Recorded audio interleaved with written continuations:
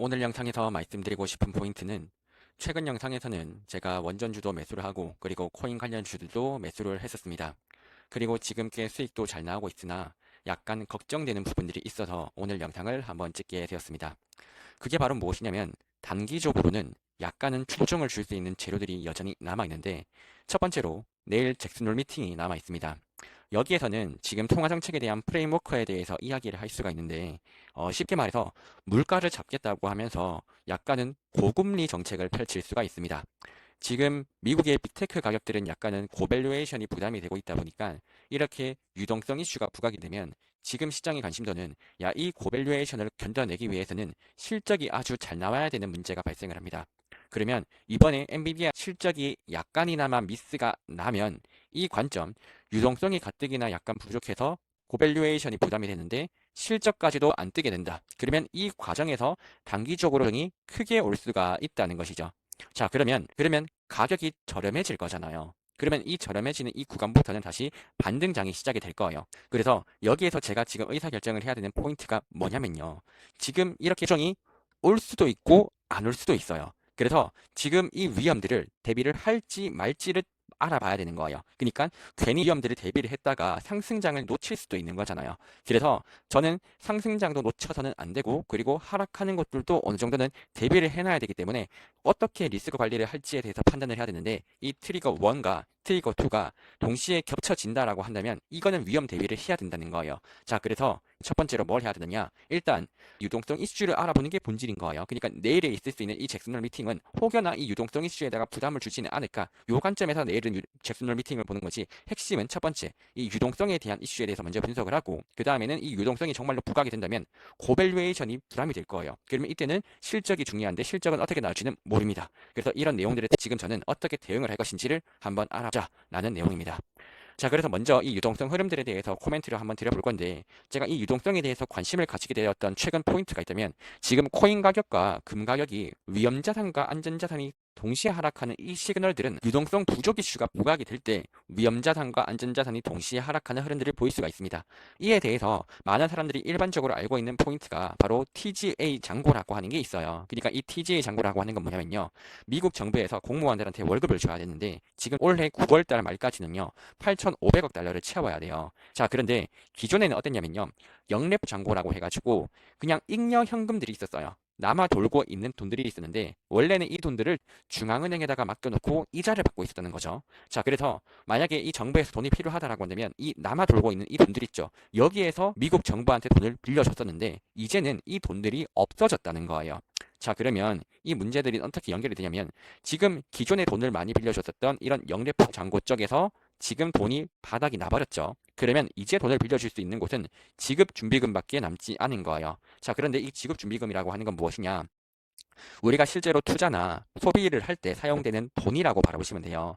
여러분들이 뭐 투자를 하려고 했었는데 이 주식 투자를 하려고 했던 돈들이 미국 정부한테 흘러가는 거죠. 자, 그러면 원래는 투자하려고 했었던 현금 흐름들이 미국 정부로 가니까 주식 시장으로 들어올 수 있는 돈들이 줄어들었네 라고 하면서 유동성이 감소하는 흐름들이 나타난다고 생각을 하는 거예요. 핵심은 이게 실제로 이렇게 될 수도 있고 아닐 수도 있어요. 근데 지급준비금이 이렇게 줄어들게 되면 주식 투자로 들어갈 돈들은 일단 줄어들지 않을까? 이런 식의 생각인 거죠. 자, 근데 이 내용에 대해서 우리가 좀 주의 깊게 알아야 되는 포인트가 뭐냐면요.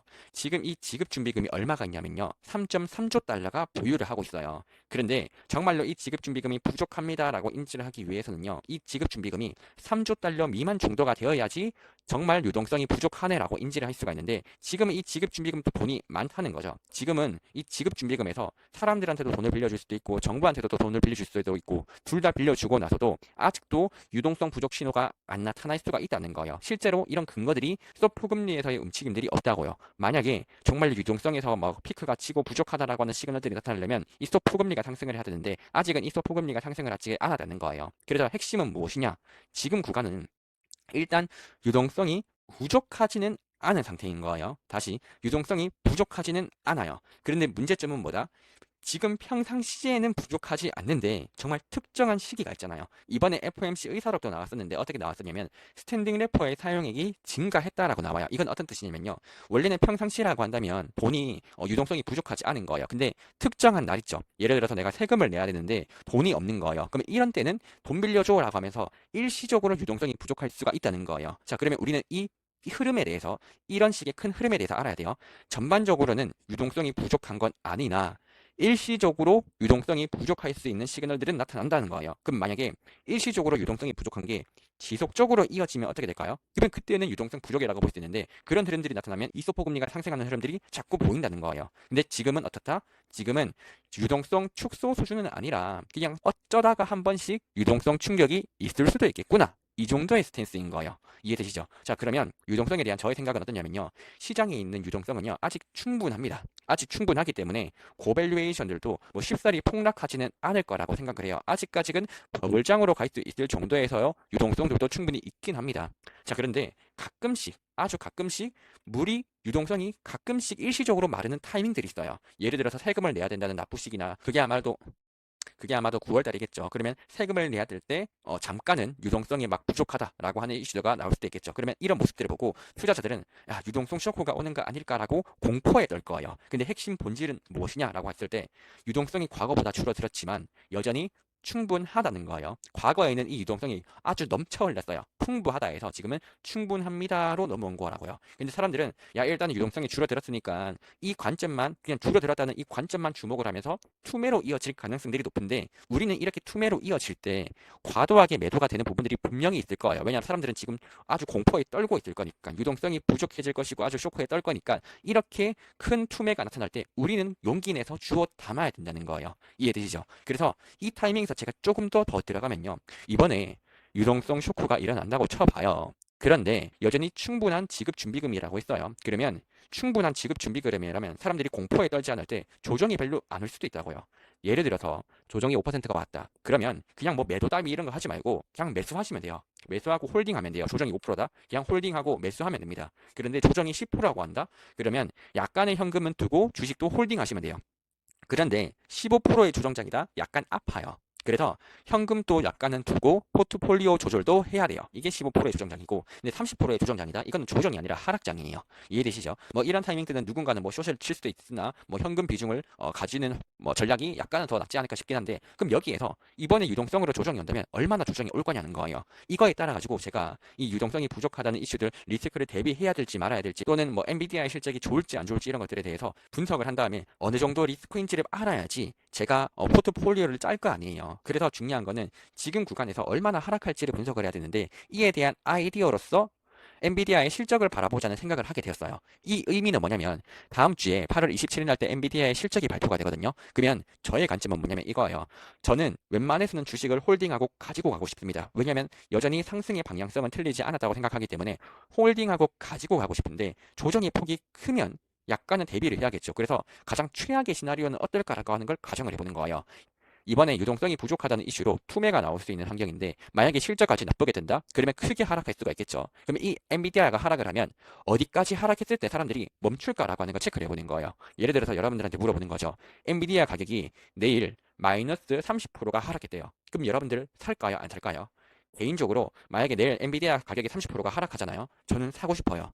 자, 이렇듯 다수가 생각하기에 야, 엔비디아가 뭐 이까지 떨어졌다면 매수하고 싶어. 예를 들어서 엔비디아가 100달러까지 떨어지는 거예요. 그럼 여러분들 매수하고 싶겠죠. 이렇듯 저는 사람들이 느끼기에 엔비디아를 언제쯤 매수하고 싶어 할까를 분석을 해봤어요. 자, 그러면 이에 대해서는 실적에 대해서 바라봐야 되는데 지금 엔비디아를 바라보는 관점에서 사람들이 걱정하고 있었던 포인트가 있는 게 뭐냐면 지금 연간 EPS 성장률, 쉽게 말해서 연간 실적 성장률이 증가하고는 있으나 이 성장세가 감소하는 모습들이 보이고 있거든요. 지금 뭐 11%에서 19%까지 상승을 했다가 이게 11%, 7%까지 EPS 성장률이 감소를 했어요. 그러면 앞으로 시간이 가면 갈수록 이런 성장률들은 더 나빠질 수도 있겠죠. 자, 그러면 지금 시장의 가이던스는 연간 성장률이 뭐 한 30%, 40%가 될 거다 이렇게 가정을 하는데 저는 보수적으로 잡아서 이 성장률이 20%가 될 것이다 라고 가정을 해볼게요. 그리고 이런 식의 가정이 돼가지고 지금 시장에 있는 실제 가이던스들이 있어요. 지금 가장 보수적으로 잡았을 때 27년도 EPS가 5달러가 되는 게 가장 최저 수준의 가이던스였어요. 그러니까 지금 여러 가지 기관들에서 전망치를 낼 거 아니에요. 근데 그 중에서도 가장 최악 중에 최악의 시나리오들을 지금 뽑아서 봤을 때 그냥 가장 나쁘게 실적이 뜬다면 27년도 때의 EPS가 5달러인 거예요. 이건 어떤 의미냐면요. 여러분들이 엔비디아 주식을 한 주를 가지고 있으면 이 한 주가 여러분들에게 1년 동안 5달러의 돈을 준다라고 바라보시면 돼요. 자, 그러면 이제 물어보는 거죠. 야, 엔비디아가 1년에 5달러 이상씩 벌어준대요. 여러분들 엔비디아 얼마 주고 매수할래요? 이렇게 물어보는 거예요. 야, 엔비디아를 가지고 있으면 연간 5달러를 여러분들 통장에다가 꽂아주는데 그러면 이런 엔비디아 여러분들은 얼마 정도면 매수를 할까를 바라볼 때 이때 필요한 게 뭐다? 바로 멀티플이라고 하는 거예요. 엔비디아의 최소 주당 순이익이 5달러 정도가 연간으로 예상이 드는데 이런 회사들에다가 멀티플을 30배를 부여를 한다. 또는 뭐 S&P 같은 경우에는 17배에서 24배 사이를 부여를 하는데 엔비디아는 성장주고 지금 또 제가 가정한 게 가장 최소한의 성장치니까 뭐 향후에 더 올라갈 수도 있겠죠. 이렇게 원래는 미국에서 나스닥 같은 경우에는 멀티플을 거의 30배까지도 부여를 합니다. 특히나 성장주 관점에서. 근데 엔비디아 같은 경우에는 지금 주도주다 보니까 멀티플을 30배를 부여를 한다라고 한다면 한 150달러 정도가 되면 사람들이 싸다라고 느끼는 사람들이 분명 있을 거라고요. 자, 근데 이건 멀티플을 한 25배를 부여할 수도 있고 20배를 부여할 수도 있겠죠. 근데 다수의 사람들은 어떨 거냐? 제가 기관 투자자라면 엔비디아의 멀티플이 20배대로 내려온다. 그러면 매수하고자 하는 욕구들이 커질 겁니다. 그러면 적어도 하락폭이 제한되는 구간들은 엔비디아 가격 기준 150달러 미만으로 내려오게 되면요. 적어도 하락폭이 줄어들 가능성들은 충분히 높아질 거라고요. 자, 그러면 저의 생각은 간단해요. 저는 지금 유동성이 부족해지고 있다는 것들도 인지는 하나 유동성은 아직은 충분하기 때문에 사실상 멀티플 30배 충분히 부여할 수 있을 거라고 생각을 합니다. 그런데 만약에 실적이 나쁘게 떠가지고 최악의 시나리오까지 고려한다라고 한다면 주가가 폭락할 수 있겠죠. 근데 엔비디아 주가가 폭락을 한다라고 하더라도요. 엔비디아의 가격이 한 150달러 미만이 되잖아요. 그러면 가치 평가를 하는 사람들 입장에서는 야, 엔비디아 싸다. 매수하자. 요렇게 나올 수가 있다고요. 27년도까지의 실적만 고려했을 때 이해되시죠? 그래서 제가 바라보는 관점에서 이 조정이 얼마나 올 것이냐라고 했을 때는 많이 크면 15%일 것인데 사실상 이거는 최악의 시나리오고 지금은 한 5에서 10% 정도의 조정장이 오지 않을까 정도로 바라봐요. 개인적으로 10% 정도의 조정장이지 않을까라고 바라보는 입장인데 그렇다면 약간의 현금만 남겨두고 아직은 주식은 홀딩을 해도 된다는 의사결정이 나올 수가 있는 것이죠. 물론 주식 비중은 여러분들마다 어떨지 달라요. 근데 저 같은 경우에는 뭐 주식이 50일 수도 있고 60일 수도 있다면 이 정도의 주식 비중들은 홀딩을 하고 나머지 혹시나 하락했을 때 대비해서 추가로 매수할 수 있는 비중들만 남겨두고 지금은 아직까지는 홀딩해도 되지 않을까라고 하는 게 저의 생각인 거죠. 자, 그래서 다시 한번 더 정리를 해볼게요. 오늘 영상에서 첫 번째로 제가 여러분들에게 말씀드렸던 포인트는 뭐냐면요. 일단 여러분들이 걱정하고 있는 유동성이 부족할 수 있다는 이슈예요. 자, 그런데 지금 이 유동성이 진짜로 부족을 한가라고 바라봤을 때 일단 전반적으로 풀려있는 유동성들은 충분합니다. 그러나 잠깐씩 일시적으로 유동성이 줄어들 수가 있어요. 그래서 이 관점에서 시장이 어떻게 해석하느냐에 따라서 누군가는 크게 투매를 할 거라고요. 누군가는 야, 이거 유동성 쇼크다라고 하면서 누군가는 매우 저렴한 가격에다가 매도를 할 거예요. 그러면 이 매도를 할 때 매우 저렴해지는 그 구간 때 우리는 주어 담아 볼까라고 생각을 할 수가 있다는 거예요. 원래는 유동성이 그렇게나 부족하지는 않으니까 사람들이 유동성이 너무 부족해라고 하면서 매도를 한다면 그때는 우리가 주어 담을 수가 있는데 그렇다면 여기서 중요한 거 언제쯤에 주어 담아야 될까라고 했을 때 지금 시장의 주도주가 엔비디아인 거잖아요. 근데 저 같으면 저는 지금 어떻게 생각하냐면 야, 엔비디아가 여기에서 15%가 하락한다라고 한다면요. 저는 엔비디아 조금씩 살 것 같거든요. 그러니까 제가 느끼기에는 지금 구간에서 엔비디아가 20%가 빠졌다? 야, 이거 꽤 싼데? 엔비디아 매수해볼까? 이런 생각이 들 것 같아요. 이해되시죠? 그러면 여러분들이 생각을 하시기 바라보는 거예요. 지금 제가 이야기했던 이런 근거들이 여러분들이 보시기에 타당하다라고 생각을 하신다면요. 제 생각도 똑같고 여러분들의 생각도 똑같다면요. 다수가 생각하는 생각들도 거의 비슷할 거예요. 그리고 주식시장은요.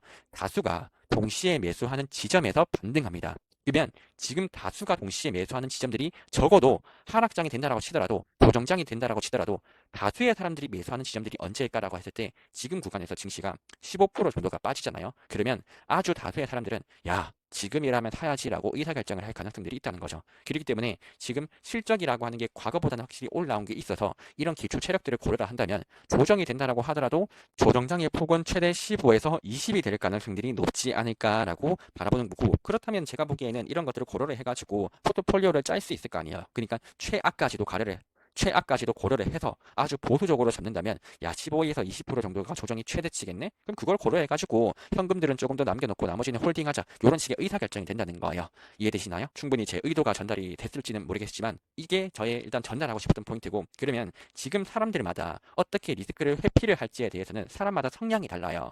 누군가는 누군가는 나는 낮은 리스크를 보유를 하고 싶어라고 한다면 현금 비중은 확대를 하시면 되고요. 나는 적당하게 리스크들을 좀 즐기고 싶다라고 한다면요. 그냥 적당한 포트폴리오를 유지를 하시면 되고요. 나는 조금 높은 리스크들, 좀 높은 수익을 좀 추구를 한다라고 한다면 트레이딩도 하면 되는 거예요. 아, 내가 보기에는 단기간에는 하락 방향성이 조금 더 높은 수익일 것 같다. 그러면 숏을 치고 아니야. 내가 보기에는 지금은 롱이 나을 것 같다라고 한다면 롱 치고 이렇게 트레이딩도 하시면 됩니다. 그러면 저는 어떤 식의 성향이냐? 상황에 따라마다 바뀌어요. 이 리스크 성향들이. 그러니까 지금 제가 보기에는 지금 매크로 환경은 난이도가 너무 높아요. 제가 매크로만 봄에도 불구하고 8월달과 9월달은 난이도가 높은 구간입니다. 그러면 지금 관점에서 제가 트레이딩을 아주 강력하게 할 수 있느냐? 그 정도의 리스크 성향은 저는 애초에 리스크를 조금 더 짊어짐에도 불구하고 지금은 난이도가 높다는 거죠. 그러면 지금 구간에서는 로우 리스크와 조금 중간 정도의 리스크들을 같이 가지고 가면서 현금 비중도 약간은 확보를 하되 적당한 포트폴리오로서 주식은 롱 비중으로 가지고 가는 거예요. 이런 식의 관점들을 추구를 하다가 이번에 유동성이라고 하는 부분들에서 일단은 리스크가 크게 없다는 것들을 저는 확인을 했잖아요. 그러면 제가 걱정하는 것은 딱 한 가지예요. 엔비디아의 실적. 엔비디아의 실적에서 예를 들어 가지고 실적 쇼크가 나와서 하락을 해준다. 그 즉시 트레이딩 할 수가 있을 것 같아요. 제가 보기에는 이거 하락한다라고 하더라도 그렇게 크게 하락할 거는 아니고 충분히 한 15% 정도가 하락한다면 이거는 반등하지 않을까? 그러면 그런 관점에서 뭐 15%가 하락했을 때 막 롱 비중에다가 좀 많이 둔다든지 이런 식의 트레이딩 전략들도 펼칠 수가 있겠죠. 그래서 제가 이런 것들 트레이딩 같은 것들을 할 때 또 중요한 포인트들이 있다면 당연히 채권과 주식의 기타 비중들도 나눠 가지고 여러분들이 짜셔야 되고요. 이와 동시에 제가 섹터별로 어디쯤이 되었을 때 저점이겠다 또는 고점이겠다 이런 거에 대한 기준점들도 반드시 있어야 돼요. 있어야 됩니다. 그냥 단순하게 매크로 시장만 바라보고 매크로에다가 롱과 숏을 치는 건 지금 난이도가 되게 조금 위험한 게 지금 섹터별로 저평가 자산과 고평가 자산이 달라요. 이번에 FOMC 의사록에서도 나왔던 게 뭐냐면요. 빅테크들은 고평가래요. 근데 러셀 지수들은 저평가라고 말을 해요. 자, 그러면 잘 봐봐요. 이번에 유동성 이슈로 해가지고 주식시장이 하락할 때 놀랍게도 러셀 지수는 덜 빠질 수가 있고요. 빅테크만 빠질 수가 있어요. 특히나 이번에 14일 이후로 나타났던 게 빅테크들은 많이 빠지는데 다우 지수랑 러셀 지수는 안 빠졌단 말이에요. 이거 왜냐? 지금까지 가격 부담이 크게 없었기 때문이에요. 이렇듯 지금 여러분들이 해야 되는 건 뭐냐면 고평가된 종목들은요. 어디쯤에서 지지가 일어날까 이런 것들에 대해서 체크를 해볼 필요들은 몇 가지가 있고 특히나 고평가된 자산들은 손절 기준점들도 잡아가지고 트레이딩하는 전략들도 꽤 필요할 수가 있습니다. 근데 그런 게 불가능하다라고 하면 후 대체 방법으로서는 현금 비중들을 유지를 해가지고 분할 매수를 어떤 식으로 한다든지 이런 식의 기준점들을 여러분들이 찾는 게 중요하지 않을까라고 바라보는 거죠. 이렇게 제가 바라보기에는 이런 식의 유동성에 대한 생각들 그리고 가장 최악까지도 고려했을 때 저는 어떤 식으로 대응할 수 있을까 이런 점들에 대해서 한번 이야기를 드려봤었고요.